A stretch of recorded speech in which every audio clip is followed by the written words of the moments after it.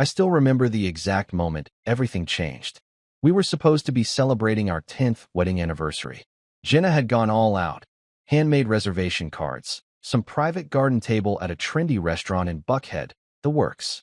But instead of champagne and fond memories, we ended up screaming in our kitchen. My name is Carter. I'm 39 years old, and I live in Atlanta. I'm a data analyst for a fintech firm, mostly working from home. Quiet life. Steady marriage. At least I thought so. That night, before we left for dinner, I was sitting at the kitchen island waiting for Jenna to finish getting ready. I absent-mindedly scrolled through my phone, flipping through social media when a photo caught my eye. One of those tag group shots from Jenna's gym's holiday party a few nights earlier. There she was, right in the middle of it, in that emerald green dress I'd helped her pick out. But it wasn't the dress that got me. It was the man she was leaning into, her arms around his neck, his hand gripping her waist like they were alone in a hotel room, not surrounded by coworkers and catered shrimp skewers. It didn't even look like a candid. It looked intimate. Intentional. "Hey," I said when she walked in, all heels and perfume. "Who's this?" She tilted her head like she hadn't heard me. I held up the phone. Her smile froze. "Oh, that," she said too quickly. "That was just Blaine. He's a coach at the gym. We were just goofing around after the dance thing." Goofing around? Yeah, we were sweaty and joking. I leaned in because I lost my balance, I think. You know how those events are? I stared at her. "You lost your balance? With your arm around his neck?" She narrowed her eyes. "Are you seriously accusing me of cheating because of one photo? I'm asking you who he is, and why you looked like you were about to kiss him." She scoffed. "It's nothing, Carter. God, you always overanalyze everything. He's just a friend." "What's his full name?" "What? His name, Jenna. What's his last name?" She folded her arms. "Why?" "Because I want to know who the hell is grabbing my wife like that." She hesitated. That was all I needed. That split-second pause, the kind where someone decides whether to lie or dodge. "I'm not telling you," she said finally, tight-lipped. "Because I know you. You'll stalk him, or confront him, or show up at the gym like a psycho." And nothing even happened. I walked to the bedroom without saying another word and pulled out my suitcase. Jenna followed me, voice rising. "Are you really doing this? Over a stupid picture?" "No," I said. "I'm doing this because my wife's cuddling up to another man at some bougie gym party and won't even tell me who he is." "That's not nothing, Jenna. You're blowing this out of proportion." I zipped the suitcase and turned to her. "You do what you want. Go goof around with whoever you want. But I'm not staying here while you pretend it's fine." I walked out. No dinner. No anniversary. Just silence. She called after me, swearing it meant nothing. But her voice sounded more scared of me finding out the truth than of losing me. That was all I needed to know. And just like that, 10 years unraveled in a single evening. The first night alone was the worst. I checked into a Hyatt down in Midtown. Business class room. Queen bed, one-night reservation. I told the guy at the desk I was traveling for work. He nodded like he didn't care. That was fine. I didn't want to talk anyway. Once I got to the room, I just sat on the edge of the bed for a long time. I didn't cry. I didn't throw anything. I just sat there in the silence, staring at the suitcase I'd packed in under 5 minutes. 10 years of marriage, and I left with enough for 3 changes of clothes and my work laptop. I kept picturing that photo. Jenna's hand on his neck. That little smirk on her face. The way she used to look at me, back when things were different. I pulled out my phone and scrolled through old pictures. There we were in Asheville, hiking, at our friend's wedding in Charleston. Her first birthday after we moved to Atlanta, sitting on the couch with a grocery store cake in her lap, laughing with her mouth full. That was about 4 years ago, right before we moved. I got promoted to lead analyst at the firm, and they asked me to relocate. Bigger office, better salary. Jenna said she was proud of me. She quit her job at the time, something in corporate wellness, and started over as a personal trainer. I thought it was a temporary thing. But then she joined that elite lifestyle gym and never looked back. The kind with eucalyptus towels and smoothie stations and executive boot camps. She started hanging out with a new crowd. Influencer types. Meal preppers. People who called themselves mindset coaches and said things like, "Elevate your frequency." They were all over our house. Smooth-talking guys with perfect teeth and endless motivation quotes. Women who looked like they could break you in half without dropping their collagen water. I didn't fit. I tried for a while. But they made everything about intentional living and manifestation, and how you had to discard what no longer aligns. Apparently, I didn't align. Jenna stopped inviting me to their events after I made a joke about a guy named Skylar who claimed he could unlock core wounds through dance. I checked my phone. Still nothing from her. No call. No text. No apology. Instead, I had 2 unread messages from Lexi, Jenna's best friend from the gym. Lexi, hey Carter, please don't disappear. We really need to talk to you. Lexi, let's meet up. I can explain what's going on better than Jenna did. She's really hurting too. I almost threw the phone across the room. Hurting?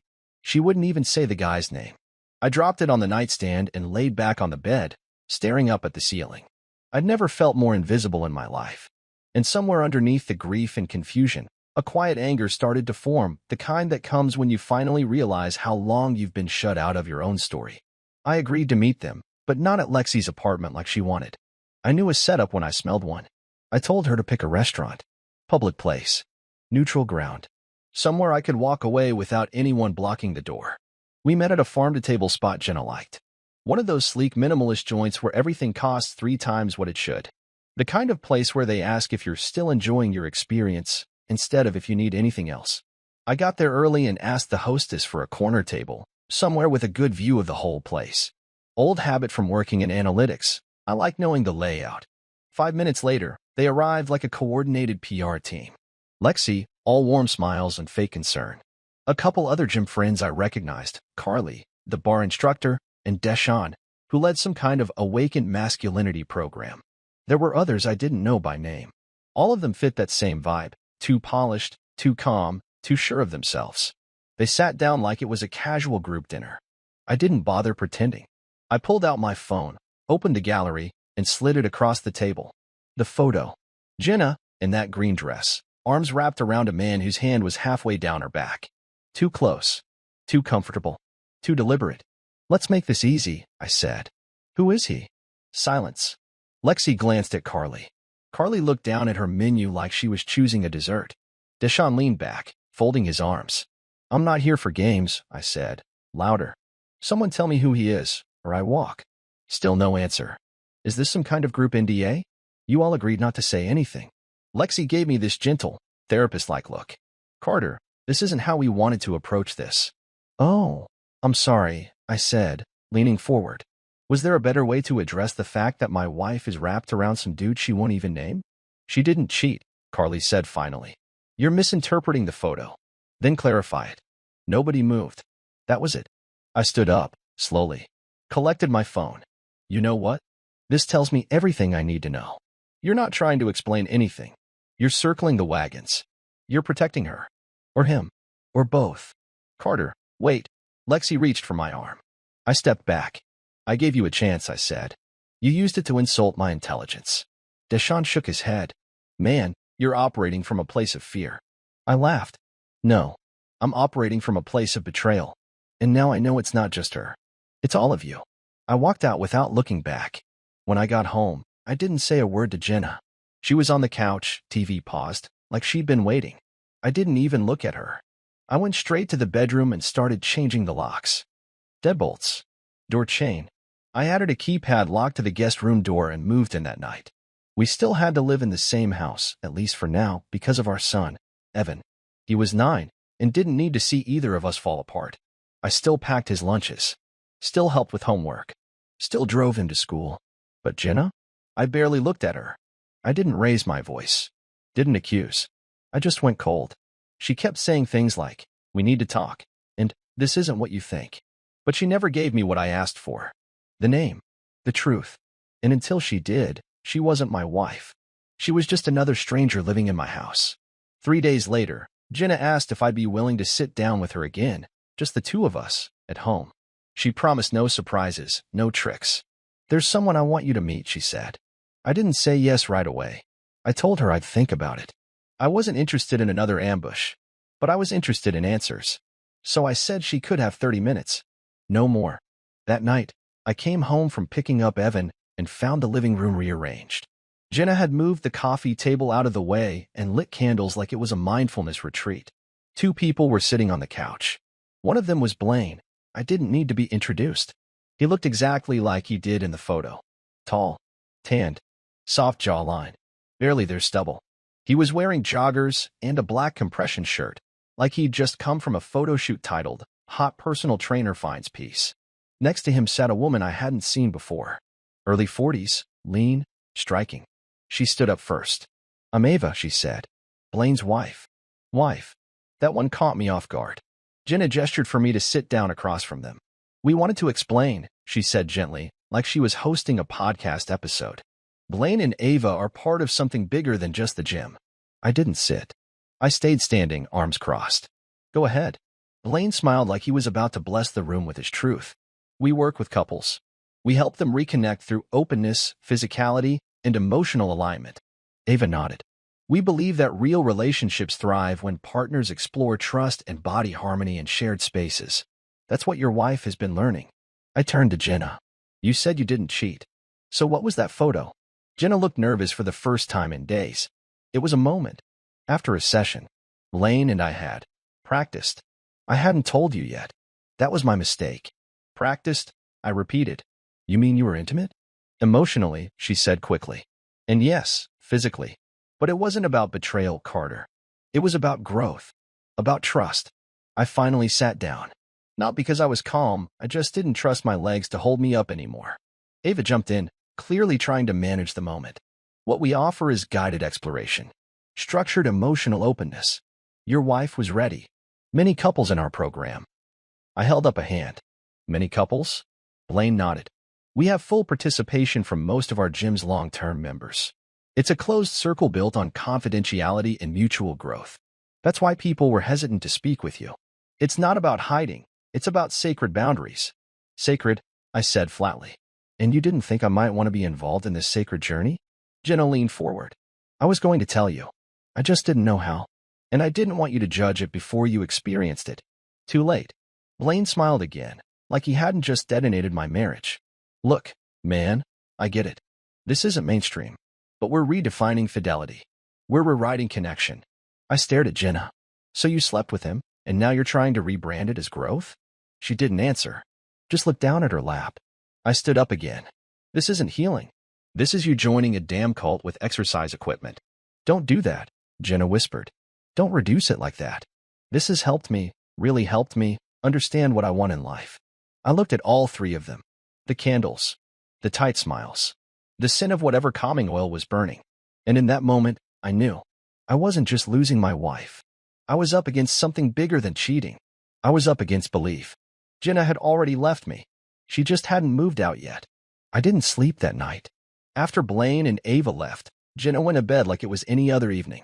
Like she hadn't just dropped a live grenade in the middle of our marriage and smiled while it went off. I stayed up in the guest room, phone in hand, replaying every second of that session. The way they used words like emotional openness and redefining fidelity. The part that kept echoing in my head was when Jenna said she'd already experimented with Blaine, all before telling me a damn thing. That wasn't a mistake. That was a choice. The next morning, I woke up early, waited until Jenna took Evan to school, and dug out a small voice recorder I used back when I was still doing freelance interview projects. I tested it, made sure the audio was clean. Then I opened my nightstand drawer and slipped it under a stack of unused birthday cards.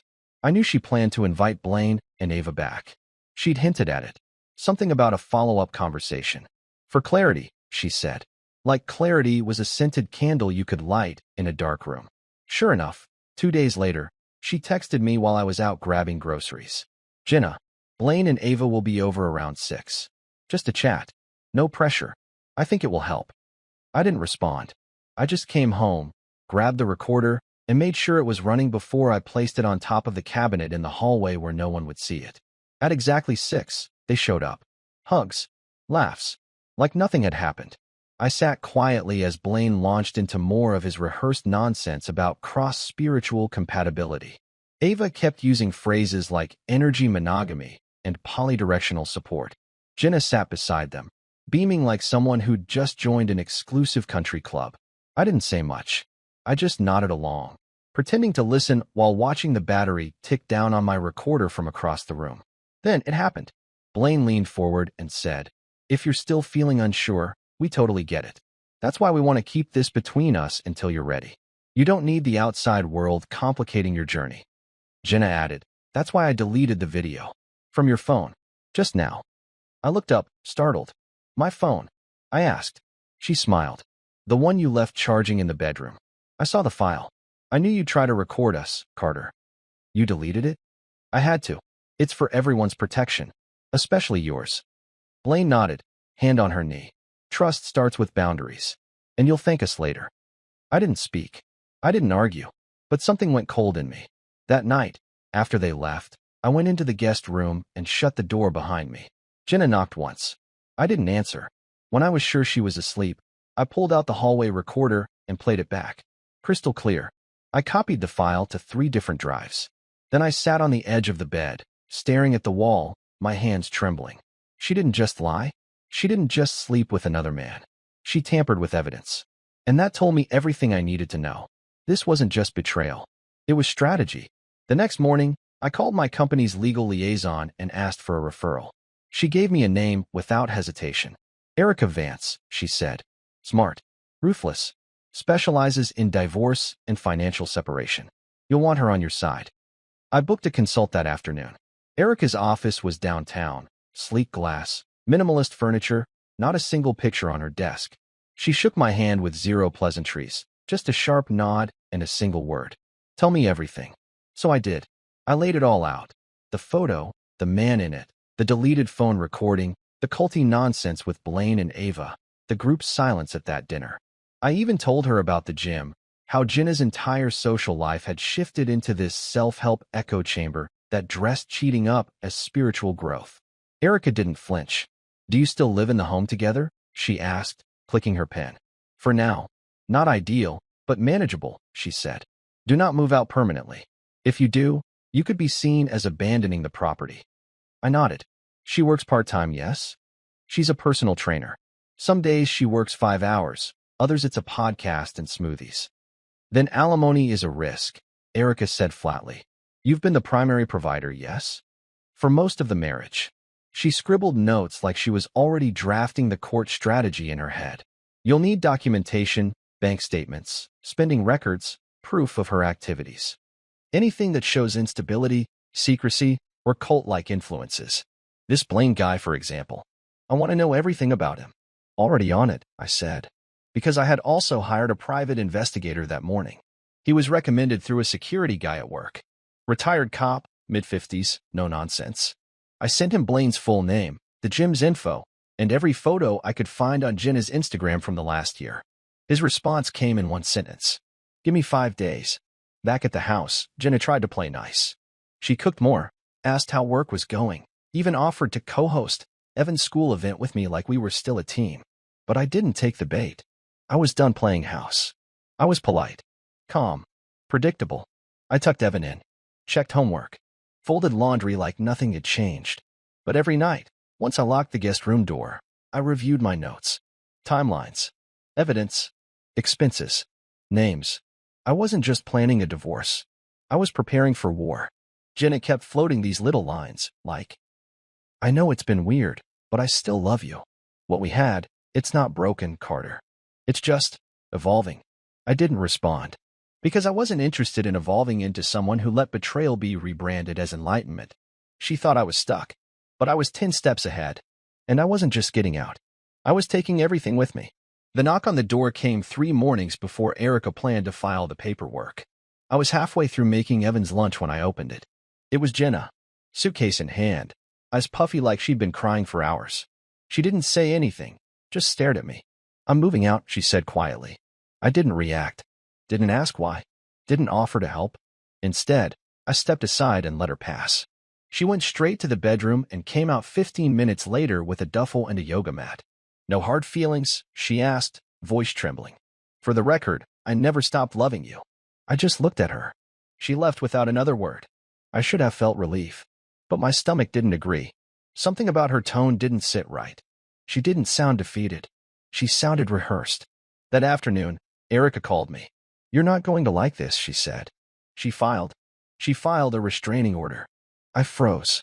What? Claiming verbal and emotional abuse. Claims you through objects. That she feared for her safety and Evan's. I almost couldn't speak. That's completely false. She's trying to gain custody leverage, Erica said flatly. We've seen it before. I sat down, heart pounding. What do? Nothing, she said. You don't respond. You don't call her. You don't show up where she is. We'll respond through the court. I was shaking. She's trying to make me look dangerous. Yes, but we have what she doesn't. Evidence. That night, I sat in the guest room and reviewed the last 2 weeks of audio from the hallway recorder. I'd moved it every few days, placed it in rooms during conversations, quiet moments, even while Jenna was on speakerphone with her friends. One clip stood out. A conversation between Jenna and Lexi, recorded 2 days before she moved out. Jenna, he's getting close. He's got a lawyer. He's cold as hell now. Lexi, that's scary. You think he'll try for full custody? Jenna, Blaine says I should preempt it. File for protection, maybe get ahead on custody. Lexi, like a restraining order? Jenna, pause, he hasn't touched me. But Blaine says it's about what people believe, not what's true. I paused the recording. That was it. That was all I needed. I clipped the audio, backed it up to 3 drives, and emailed it to Erica that night with the subject line, she's following Blaine's playbook. The next day, I went to Evan's school drop-off. Jenna was already there, standing near her car. I didn't approach, but she walked over anyway. You're going to regret this, she said under her breath. Regret what? Taking him from me. Making me look like the bad guy. You don't think Evan will notice when I'm not around? I didn't respond. She leaned closer, her voice ice cold. Maybe he'll start calling Blaine Dad. He's already closer to him than you anyway. I just looked at her. Not angry. Not rattled. Just quiet. She flinched first. Then she turned and walked away. Later that evening, my private investigator called. You were right to be suspicious, he said. Blaine Turner's not certified. Not in anything. No license, no credentials. Just self-published ebooks and a YouTube channel. Anything else? A lot. He paused. Multiple complaints from former gym members. Inappropriate conduct, grooming behavior, coercion. None pressed charges, but I got names. He's been quietly removed from 3 wellness centers in the last 6 years. I exhaled. Send it all to Erica. Already done. That night, I stood at the kitchen sink, staring out the window, Evan in the other room watching cartoons. And I realized something. She hadn't just tried to hurt me. She was willing to lie, manipulate, and weaponize the system to win. But I wasn't scared anymore. Because this time, I had proof. And I was going to use it. The courtroom was colder than I expected. The air, heavy with anticipation, made the silence feel thick. I sat with Erica at a table near the back, going over the final details of our case. Jenna was already there, sitting across from me with her lawyer, a sharp, young guy in a navy suit, who probably couldn't have been more than a couple years out of law school. He kept his head down, flipping through documents like it was just another case to him. But for me, this wasn't just another case. It was the beginning of the end of a decade of my life. It was the moment I would prove to the court, to Jenna, and to myself that I wasn't the villain of this story. The judge walked in, and everyone stood. A middle-aged man with silver hair, his glasses perched on the tip of his nose. He didn't waste any time. We're here today to discuss the temporary protective order filed by the respondent and the subsequent motions for custody and financial support. Let's begin with opening statements. Jenna's lawyer stood up first, all confidence and polished arrogance. Your Honor, he began, my client has filed for a temporary protective order against the petitioner, citing multiple instances of verbal and emotional abuse. We also seek temporary custody of the minor child, Evan, as my client feels his safety and well-being are at risk. We ask that the court grant the order and the custody request until further investigation can be completed. I clenched my fists under the table. Erica leaned in, her voice low. We're going to crush this. Let them make their case. We've got everything we need. When it was my turn, I stood up, calm but resolute. The judge gestured for me to proceed. Your Honor, I started. I respect the process. But I'm here today because I believe I'm being falsely accused. There's been no evidence of abuse on my part. There's been no history of violence. This motion is an attempt to manipulate the system for custody and financial gain. I glanced at Jenna. She avoided my eyes, her hands tightly clasped in her lap. I didn't care. I needed to stay focused. I have proof, I said. Proof that this entire situation has been manufactured. My wife, the respondent, is being advised by Blaine Turner, a man with no certification or formal training in any field related to mental health or family counseling. I have documentation showing that he has manipulated her into making false accusations for the sole purpose of gaining an advantage in this proceeding. I glanced over at Erica, who nodded slightly. She was ready. We also have recordings, Your Honor. Conversations between my wife and her associates. We have text messages, emails, all showing intent to undermine our marriage and fabricate evidence. I'm here for the truth, and I have the evidence to back it up. There was a murmur in the courtroom. Jenna's lawyer straightened, but he didn't interrupt. He knew we had them. I looked back at the judge. Your Honor, I am asking for the protection of my son. I'm asking for temporary custody and visitation rights, as well as the immediate dismissal of this restraining order. Jenna is not only attempting to manipulate the court, she is attempting to manipulate our son. Jenna's lawyer stood up to object. Your Honor, this is a blatant attempt to discredit my client. The judge raised a hand, silencing him. We'll hear the evidence, he said, but I'm warning both parties. I expect this to remain respectful. I sat back down. Erica leaned in again, her voice steady. We're about to bury them. The evidence was next. Erica introduced everything, the text messages between Jenna and Blaine, showing how they had discussed using the restraining order as leverage. We played the recordings in court, every word, every confession about Jenna's intentions. It painted her exactly as she was, a woman willing to lie, manipulate, and bend the truth to her will.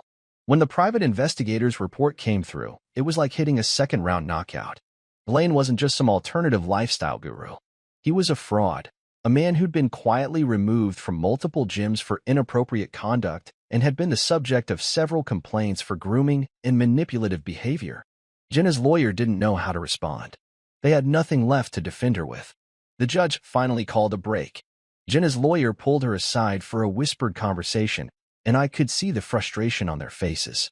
I felt a strange mix of vindication and disgust. This wasn't just a failed marriage. It was a manipulation game on a scale I never imagined. When the hearing resumed, the judge addressed the room. I've seen enough, he said, his voice authoritative. I'm granting temporary custody to the petitioner, Carter Green, and the restraining order will be dismissed. We will reconvene next week to discuss a formal separation agreement, as well as alimony and child support arrangements. Jenna's face went pale. She didn't even argue. She just sat there, shoulders slumped. Her lawyer seemed to lose steam. The judge turned to me. Mr. Green, I advise you to use this time wisely. Focus on your son and ensure his emotional well-being moving forward. I will have the details of custody formalized next week. I nodded. As I left the courtroom, I felt a weight lift off me. But I knew this wasn't over. The legal battle would continue, and there would be more to fight for: the house, the assets, Evan's future. But today, I won. Jenna was about to realize just how deep she'd dug herself in. The courthouse was quiet when I stepped out. The sun was low in the sky, casting long shadows across the steps. I didn't feel victorious yet. Not entirely. But something had shifted. Jenna had underestimated me. And now, I was going to make sure she understood that I wasn't the pushover she thought I was. I walked toward the parking lot, my thoughts racing, when I saw her. Standing by the curb, waiting for me. Her eyes were red, like she'd been crying. I hadn't seen her like this in days, vulnerable, lost. I paused, 1,000 thoughts running through my mind. What did she want from me now? She stepped forward, voice shaking. Carter, she said quietly, her tone pleading. I know you're angry. I know I've messed up, but I'm asking you to think about Evan. I crossed my arms, my posture stiff. Don't try to play the for Evan's sake card, Jenna. It's too late for that. I'm not playing anything, she said, her voice breaking. I'm begging you, please. You don't understand what's been happening. Blaine, he told me I had to do this. He said it was the only way we'd survive this.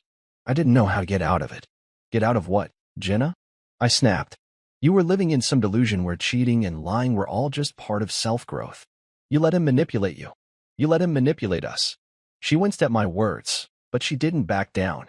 I didn't want to hurt you. I didn't. But everything felt so real with him. And with you. I don't know anymore. I shook my head, disgusted.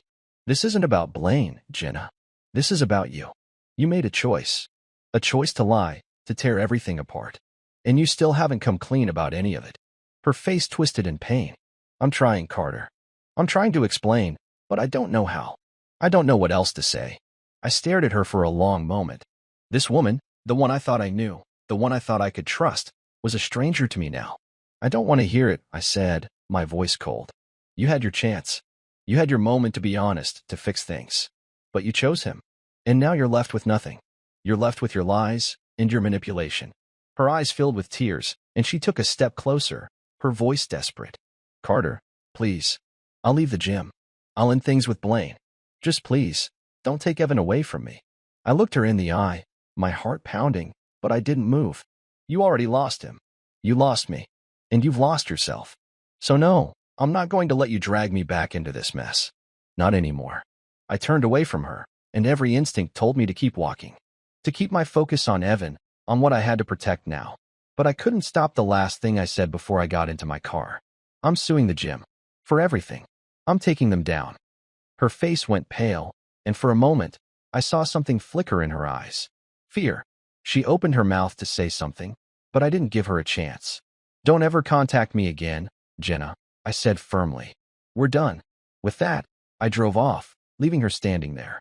I could still see her in the rearview mirror, small, lost.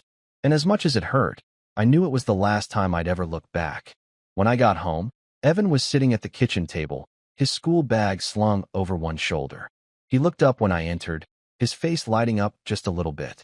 He'd been quiet these past few days, understandably so. Hey, bud, I said, my voice softer than it had been all week. How was school? Good, he answered, a little hesitant. Are we still going to the park later? I nodded, forcing a smile.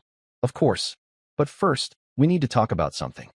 He raised an eyebrow, curiosity mixed with concern. I sat down across from him. I just want you to know, no matter what happens with Mommy and me, I'm always going to be here for you. You're my #1 priority. Always. Evan's face softened. I know, Dad. I reached across the table and took his hand, holding it tight. We're going to be all right. You and me. And for the first time in days, I finally believed it. The first few weeks after everything went down were a blur. The divorce papers were filed, and Jenna didn't contest a thing. She tried to reach out a couple of times, mostly through texts, but I ignored every one of them. I knew what she was doing, trying to manipulate the situation, trying to make me feel guilty for the life I'd chosen. But this time, I wasn't playing. I was focused on one thing, Evan. I moved into a small apartment in the city. Nothing too fancy, a 2-bedroom place that felt like a fresh start. The building was quiet, the neighborhood nice enough. There was a park nearby, so Evan could play soccer, ride his bike, and just be a kid without the tension of what had been going on at home. The first night we spent there, I set up his room with the same bedspread he'd had at our old house. He barely said a word, but when I tucked him in, he gave me a little smile. We're gonna be okay, right, Dad? He asked, his eyes wide and trusting. Yeah, kiddo, I said, brushing his hair back. We're gonna be better than okay. It wasn't easy, but slowly, things started to settle. I was working long hours at the office, but there were no more late-night arguments, no more secrets between us. I took Evan out on weekends, trips to the zoo, movies, whatever felt right. I stopped checking my phone obsessively, stopped worrying about what Jenna might do next. One night, about a month after we'd moved in, I got a call from Erica. She'd handled everything so far, kept me on track with the legal stuff, and I'd stopped expecting anything out of the ordinary. But that night, her voice was different. You won the lawsuit, she said. The gym's settled. You're getting a payout. I let the words sink in. I hadn't thought about suing the gym in weeks. Jenna had been so focused on her relationship with Blaine, and the whole thing just felt so far behind me. But hearing that they were paying for what they did to me, to us, felt like some kind of justice. Not just that, Erica continued. I spoke with the investigator again. Blaine's been quietly pushed out of the fitness world, but I think you need to take a look at this. She paused. His past is catching up to him. It's bigger than you thought. I didn't need to hear more. That was enough. The next morning, I signed the papers for a full separation, which included a financial settlement. Jenna agreed to it all, without even asking for more. I'd get full custody of Evan, and Jenna would have visitation rights, though I wasn't sure if that would last. I didn't care. What mattered was that I was in control of my life again.